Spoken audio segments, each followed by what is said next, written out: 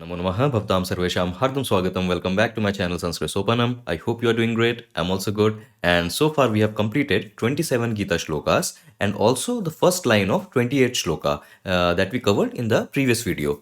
And in this particular video, we will take the leftover line, the second line of 28 Shloka and the complete 29th Shloka. So that will be the scope for the video today. And what we saw in the previous Shloka was that Arjuna, once he saw all those warriors that were present in the Kaurava and Pandava army, and as he realized that all those warriors are actually his relatives, his brothers, his sons, his grandfather, teachers. So all of those people are related to him.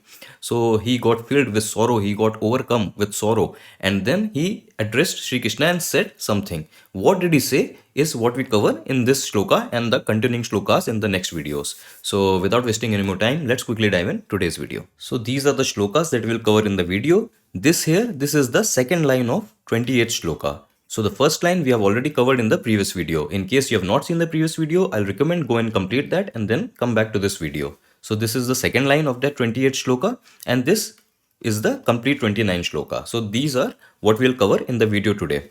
Let me go through the shlokas once. दृष्टवेमं स्वजनं कृष्ण युयुत्सुं समुपस्थितं सीदन्तिमं गात्राणि मुखं च परिशुष्यति वेपतुश्च शरीरे मे रोमहर्षश्च जायते. So this is the line, and if we'll move forward, this is the Sandhi Vichhed version of these shlokas. So only one Sandhi is happening here, this word, Drishtuvemam. So upon Sandhi Vichhed, it opens as Drishtuva and Imam. So A and E, when it combines, it changes into A. This is a Gun Sandhi. That is what is happening here. Drishtuva Imam changes into Drishtuvemam. And if you will move forward also, so here also you have some similar kind of sandhi that is happening.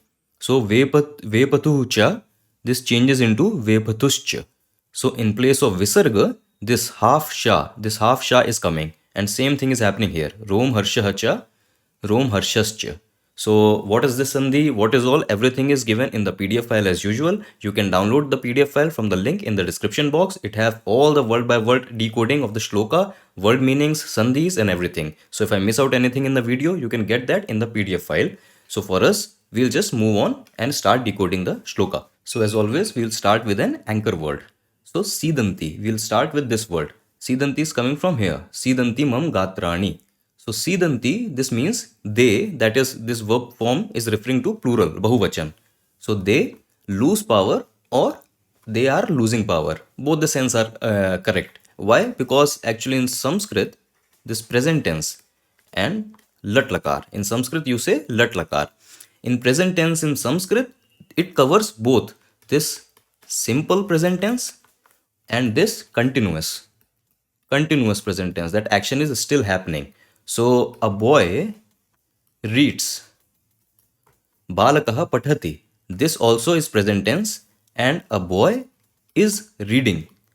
So a continuous action. A boy is reading. This also is the same form. Balakaha pathati. It means both the things. And as per the context, you can pick whatever suits better.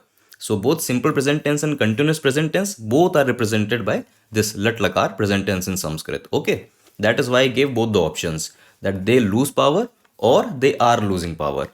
As per the context of the shloka, we will see this makes more sense. So that is there. Coming back to this sidanti, this particular verb form comes from the dhatu sad.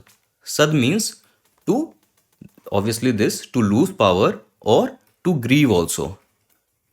To grieve or to lament, because this exact verb dhatu we saw in the previous shloka. If you remember, we saw the word vishidan. We had this word vishidan, and vishidan comes from this dhatu only, sad dhatu. So we covered this dhatu in the previous video also. There the contextual meaning was to grieve, but it also means to lose power or to despond. That is the sense here, that you are in so much grief or so much shock. You are so shocked that you can't even move your limbs. So in that sense, to lose power, to lose interest or to grieve. So that is the whole sense of this dhatu sad. And here, this particular verb form, this is in third person plural, and we already discussed present tense. So in third person plural present tense, sad, this changes into sidanti. Just as you have pat, it changes into pathanti. Pathati, patata, pathanti. So same here, sidanti. So if we'll move forward, the obvious question will be kani. Kani or what? They lose power, what lose power? And the response is gatrani sidanti. So gatrani, this comes from the pratipadik gatra. Gatra refers to limb, that is hands or legs, the body parts, hands or legs. So gatrani, this is the neuter gender word, napunsak ling word. And just like phala and another napunsak ling word phala, it changes into phalani. So same gatra, it changes into gatrani. So gatrani sidanti, simply meaning the limbs, the hands and the legs, they are losing power. That is the sense here. Okay. And if we'll move forward, the obvious question will be kassi or whose limbs are losing power. And the response is mum. Mum means my. Mum is a pronoun. This comes from the root, this comes from the base, the pratipadik asmad. So shashti vibhakti ekvachan. Mum simply meaning my. So my limbs are losing power. And since this particular shloka, this entire three lines, this begins with Arjuna Uvach. Arjuna Uvach. That means Arjuna said. Arjuna said these lines. So since Arjuna is saying all these dialogues, the my gatrani sidanti, mam gatrani sidanti simply means Arjuna is referring to his own limbs, his own hands and legs, that they are losing power. That is what Arjuna is meaning with this line. Okay. So mam gatrani sidanti, that is clear. Let us move forward. Okay, now we have another kriya, that is parishushati. Parishushati cha. Cha is simply and. That's sidanti, they are losing power and something else is happening, that is parishushati. Parishushati simply means dries up or is drying up. Again, a simple present tense or present continuous tense. You can take both. What is drying up we will see further in the shloka. Let us understand this dhatu first. Parishushati. This comes from the dhatu shush. And shush means to, you can already guess, to dry up. And here we have pari as an prefix, as an upsarga. So shush in third person singular and present tense lat lakar, this shush, this changes into shushyati. And if you'll add the prefix pari, so the entire verb form becomes parishushati. Just as pathati, khadati, so parishushati with a prefix. And simply meanings something is drying up. Okay, so let us move further. And we have a question, Kim. Obviously, that it dries up. What dries up? And the response is mukham. Mukham parishushati. Mukham means mouth. You already know this word, right? It comes from the pratipadik mukha. Again, this is a neuter gender word. And since we are talking about this thing, that mouth, it dries up. So here, this neuter gender and first word case and obviously singular. So mukh changes into mukham. Just as phala, it changes into phalam. All the neuter gender words, right? So mukham parishushati. Mouth dries up. So far, Arjuna is saying that my gatrani sidanti, my limbs, they are losing power. And cha, mukham parishushati, my mouth, it is drying up. My mouth is parched, it is drying up. So that is what is happening. And if we'll move further in the shloka, okay, so now we have another kriya, jayate. And jayate means it is arising or it is happening. So that is the sense here. Jayate, this comes from the root, the dhatu jan. And jan essentially means to give birth. To give birth or to create or to make something arise or to make something happen. So in all these sense, jan dhatu is used. Here we are using jan dhatu, and as per the context, we are taking the meaning to make something happen. So it is happening, it is arising. That is what we are taking here. And this particular dhatu in, again, third person singular, that is ekvachan and present tense. All the verbs that we saw in the shloka, they are the same, third person present tense. Only the first one was plural, bahuvachan, sidanti. But rest all are third person present tense only. This one is also ekvachan, singular. So in third person singular present tense, this particular dhatu, it changes into jayate. That simply meaning that something, that is it, what it is, we'll discover later in the video. Something is happening, something is arising. That is what the meaning is. Now here, this particular jayate form, A lot of you might think that Jan, shouldn't it become Janati? Just as we have Pat changes into Pathati, right? We have Nam changes into Namati. Then we have Vad changes into Vadati. So all these dhatu in third person singular present tense, they have this form, Pathati, Namati, Vadati. Now this have a completely different verb form, Jayate. So what is happening? The reason this is so is because this particular dhatu, Jan dhatu, this is an Atmane pad.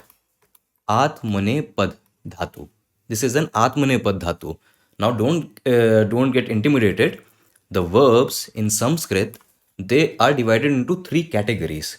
One that we are so commonly used to, that is parasmaya pad. Parasmay pad. This is what it is. The other category is this Atmane pad. And then we have the mixture of these two, that is Ubhay pad. And what are these categories and everything? I will take later in some later part of the videos. In some later video actually I will take. Right now we don't need it. But just understand this, that this particular dhatu, this belongs to Atmane pad. And that is why its form is so different than the forms that we are so used to. Pathati, Namati, Vadati. We are so used to this form, right? But Atmanipad takes different form. And you can already guess now that all these Pat, Nam and Vad, all these dhatu, they belong to Parasmayapad. So that is there. So you have another dhatu, save. Save dhatu. Save means to serve. Okay. So to serve, save dhatu, and this also is an Atmanepad dhatu. So in third person singular present tense, this save, this will become, wait, I have to find a place. This save, it will become sevate. This changes into sevate. It does not changes into sevati. So just like Patnam, it does not follow this form, sevati. Rather, it changes into sevate. Sevate, sevete, sevante. So this is how this Atmanipat verb forms change their form. And the trick to identify them actually is this A. This A at the end. Jayate. Similarly, sevate. So when you have this A at the end of some verb form, you can pretty much guess that this is an Atmanepad verb. And this is an Atmanepad verb form. What is Atmanepad, Parasmayapad and everything? Again, we'll cover in some later time. Okay, right now, not important. Now let us find out what is happening. And that is what the question is also. Kaha, what is happening? And the response is Vepatuhu jayate, Vepatuhu. And Vepatuhu means tremor or shiver. So when we are frightened or when we are intimidated by some situation, our body shivers, our body trembles, we have tremors, we can feel it. So that's sort. That was the meaning of Vepatu. Again, this is the Pratipadik only, Vepatu. And this is a masculine gender word. So in first case, singular obviously. In first case, Prathama Vibhakti singular, this Vepatuhu, this changes into Vepatuhu. Just as Guru, it changes into Guruhu. So Vepatuhu jayate. That tremor, shiver is happening, tremor is happening. That is what is happening. Okay. And if we'll move forward, so there is one more thing. That is why Punaschikaha. And what else? And that is Rom Harshaha Jayate. So both Vepatu cha Rom Harshaha Jayate. Rom Harsha means goosebumps. So I hope a lot of you know this goosebump. Rom Harsha, when, in case of scary situations or intimidating situations, your hairs, they stand up in your skin. So you get those dots thing. So that is goosebump. So those standing hairs, that is goosebump. That is Rom Harsha. So that is what is happening here. That Vepatuhu Rom Harsha cha jayate. That tremors, shivers and goosebumps that are happening in Arjuna's body. That is what Arjuna is telling. And you can also get in the context of the shloka also that you already know that Arjuna is a bit overwhelmed with the situation and he's losing his confidence because he's not willing to fight. He's not willing to draw bloods of his own relatives. So he is having second thoughts about the army. He's afraid. He's worried. He's having second thoughts. And this is physically what is happening to him. So this is how poet is describing his mental situation. That is reflecting on his physical body also. That his hands and legs, they are shaking. And his mouth, this is parched, it is dried up. And now he's having tremors, he's having shivers, and he's having goosebumps. So how beautifully the poet is describing Arjuna's physical status also based on his mental dilemma.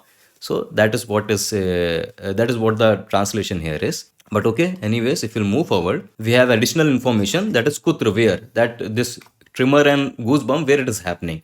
And simply me sharire. So sharir, you already know sharir is a pratipadik. Sharir means body. Arjuna is saying that goosebump and tremor, they are happening in my body. So in sharir. So in sharir, that is why we are using the seventh case, saptami vibhakti. And saptami vibhakti, sharir, it will change into sharire. Sharire. And he is adding my body. So mam sharire. So mam sharire should be there, but here you see me sharire. Mam and me, they both can be used. So you have two words for representing my. You have mam also, that we already saw in the shloka, mam, and you have me also. So both means the same thing. Mam sharire, my body. Me sharire, same thing, my body. That is the sense here. This here is an additional information. Kim kritva. This is coming from the second line of 28th shloka. So Kim kritva, that after doing what, this all is happening to Arjuna. And the response is drishtva imam. Drishtva, this word we have already covered so many times. Drishtva, this comes from the dhatu drish. Okay. And drish means to see. And we are modifying this particular verb root dhatu using, I hope a lot of you can already relate to this, twa pratyay, twa suffix. We are modifying this dhatu using twa suffix. What does twa suffix does? Twa suffix changes the meaning of verb into meaning after doing whatever the action is. So if I attach twa suffix with khad, that is to eat, so khaditva, that means after eating or having eaten. So in that sense, this suffix modifies the dhatu. So drish, that means to see. When we modify this dhatu using twa suffix, the resultant word, it becomes drishtva. Drishtva. Okay, this is the resultant word. This see, this sha changes into sha. Again, this is the internal sandhis and all that are happening. So all these details are there in Panini's Ashtadhyay, but that will be going too much into details, too much into technical details. We don't know. We don't need that. Just with practice, you get used to these small nuances. That drish, it changes into drishtva. With usage, it comes. We don't need to go into that technical backend, whatever is happening in the working of these words. Okay. So drish plus twa changes into drishtva, simply meaning after seeing or having seen. That is the sense here. And imam. Imam, this comes from the pronoun idam. Idam, just like we have another pronoun, no, etat. Etat also means this. Idam also means this. Just we have some other pronoun, idam. Idam means this. And here we are referring to the set of people that Arjuna just saw. So we are pointing towards them, that having seen them. That is the sense here. That is why we are using second case and singular. So come who? That after seeing them, but who? And the response is swajanam. Swajanam simply means my people. So let us understand this word swajanam. The main word is jana. Jana, this means people. People. People or set of people. Okay. And this is again, a lot of you can get confused that it should be a plural word. That lot of people should be plural. Why it is singular here? Jana, why it is being used as janam? Why it is singular? The reason is it is a collective noun. So as you have crowd in English, right? So you don't say that crowd are getting out of hand. You say crowd is getting out of hand. Why? Because crowd, this is a collective noun. It represents multiple people, but it is a collective noun. So it always stays in ekvachan, singular. And that is the same case with jana also. So jana simply means people, a group of people, a set of people, and swa. So when we add this swa simply refers to that oneself, that you are talking about yourself, swa. So you have this word, no, swabhiman. Very common Hindi word also, swabhiman. So this word comes from abhiman. What is abhiman? Abhiman means pride or honor. And if I am talking about my self pride, my self honor, so I will simply add swa. So swa plus abhiman, it changes into swabhiman. That is the thing. So swa simply means my, making it personal. So swajana, my people. That is the word here. And since this is the object, this is the karma of this action, drishtva. So after seeing them, after seeing this set of people, so that is why this combined word swajana, it is taking the second case, Dvitiya Vibhakti. And again we discussed Jana, this is a singular, Ekvachan, because collective noun. So Swajan, it changes into Swajanam. That is the whole construct of this word. Drishtva imam swajanam, having seen this set of people, this group of people, my people, referring to again all those warriors that were present in both the armies, right? Just one more information, kidrisham, that this set of people, they are described further in the shloka. Let us see how. Yuyutsum and sam upastitam. So let us take this word first, sam upastitam. I know a lot of you will already understand this. Upasthit. Upasthit means being present at some place. Being present at some place. Upasthit. That is a word. And you have the prefix sam. So sam upasthit. Sam upasthit simply means present together. So all those people, all those set of people, they were gathered together at one common place. That was Kurukshetra. So that is why sam upasthit. So just an adjective that is being used to describe this set of people, Swajanam. And that is why this particular adjective, samupasthit, this is also taking the same second case and singular form. So samupasthit is changes into samupasthitam. And the other adjective is yuyutsum. So yuyutsu, we saw this word in the very first shloka also, that samavetaha yuyutsavaha. So there also yuyutsu. Yuyutsu simply means someone who is eager to fight. So Arjuna is telling that this set of people, that his own people, they were all eager to fight. They were all yuyutsu and they were all samupasthit. They were all gathered together. So same thing, just the adjectives that are describing this noun. So anyways, with this we have completed the entire shloka. Let us go through the anvay, the rearrangement. And this is the translation. Let us go through it. Krishna, this again, since Arjuna uvach, Arjuna said, and Arjuna said this by directly addressing Shri Krishna.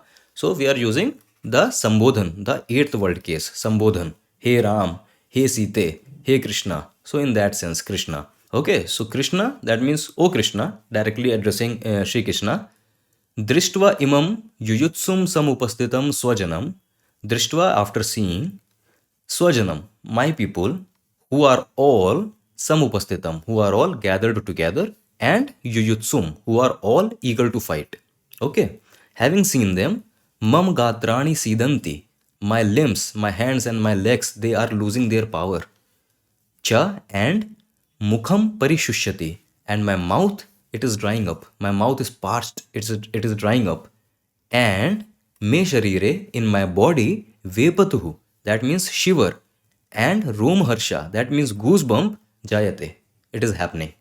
So this is how Arjuna is describing his mental status, his mental condition through his physical condition. That see, this is what is happening to me, to my body. And this is the reason of this whole dilemma, of this whole mental dilemma that I am facing.